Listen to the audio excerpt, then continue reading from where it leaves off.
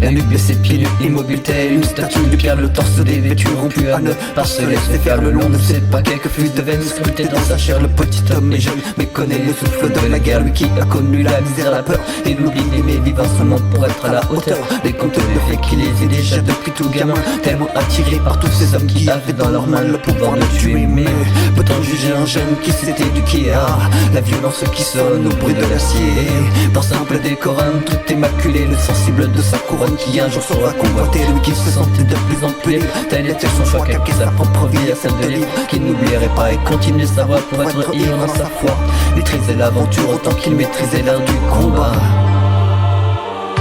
En attendant les temps qui feront de nous des héros, en attendant les temps, veux-tu les compter? En attendant les temps qui nous emmèneront là où j'apprendrai doucement à aimer.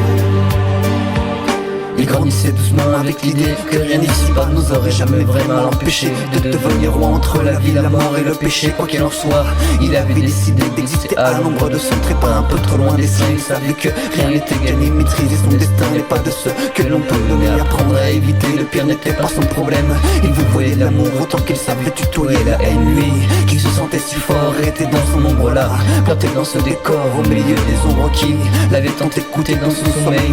Les grandes guerres du passé brillaient pour lui comme un bout de soleil.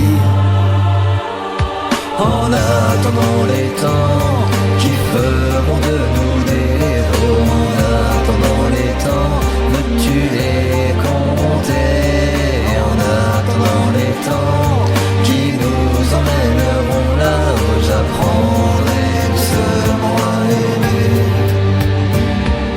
La violence était sa richesse et rien n'était plus précieux. Lui qui la savait, sa maîtresse en était fou amoureux, mais les murs de cette forteresse n'étaient fait que le feu. Consumé dans l'ivresse, il ne s'est jamais contenté du peu. Il a construit sa vie sous des conquêtes qu'il a pu signer, oubliant les défaites de ce fait, pour mieux s'inventer, même s'il fallait parfois baisser la tête et avancer. Courbé par les tempêtes, le poids du temps l'a doucement usé. Puis il a dit tout seul sur ces parchemins là, accueilli sous les feuilles de son grand destin, loin, très loin de ce bonheur immaculé, ce battement de cœur qui fait d'un homme le plus grand des guerriers.